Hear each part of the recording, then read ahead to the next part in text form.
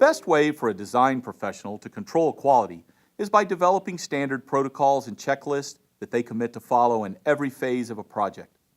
Varying from your standard protocols will lead to miscommunications, mistakes, and bad business decisions. Inevitably, the result will be a costly, avoidable claim and lawsuit. Take advantage of the contract review services provided. Many years of experience confirms the contract itself represents the #1 cause of costly claims and lawsuits. Trust your protocols and checklists, whether it's a big contract or a small one, a new client or an old one. When it comes to negotiating contracts, do it the same way every time. Assign the right people to the right tasks. Refrain from employing the jack-of-all-trades approach. Not everyone in your firm is the right person for every job. This includes senior leadership.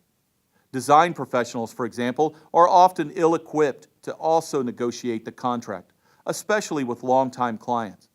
Often the design professional is too eager to please and will unnecessarily agree to unfavorable contract terms just to get the project up and running. Don't put a design professional in the position of letting an existing relationship cloud their judgment.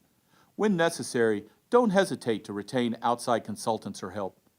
It could be considered risk management best practices for all design professionals to create a standard professional services agreement or approved contract in advance. Most professional associations provide standard forms to work from, but spend the time to develop your own firm's checklist of must-have contract terms based on your own specialty and personal experiences. Be prepared. Get your standard agreement in your client's hands quickly. Use a pre-written cover letter tailored to each project, explaining your standard agreement adopts common terms for a professional services agreement in your field, and you look forward to going through it in detail with the client. If the client insists on using their own contract, be prepared to review it thoroughly. If it's an existing client, don't assume the client has sent you their standard contract. For regular clients, keep your notes from prior contracts. Know where they will and will not be flexible. Develop a contract review checklist. Sometimes it's okay for you to be inflexible.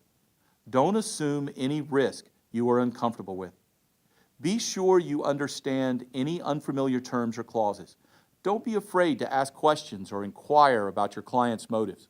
Why do they demand certain terms or clauses?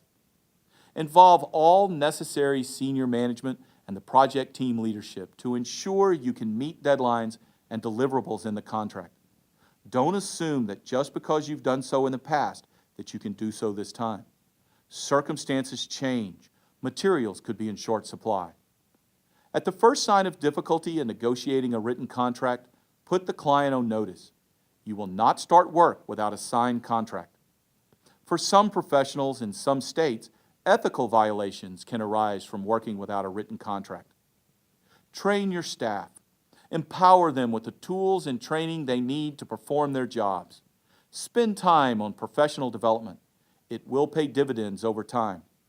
Perform regular internal evaluations and reviews to make sure you have the right people assigned to a specific task.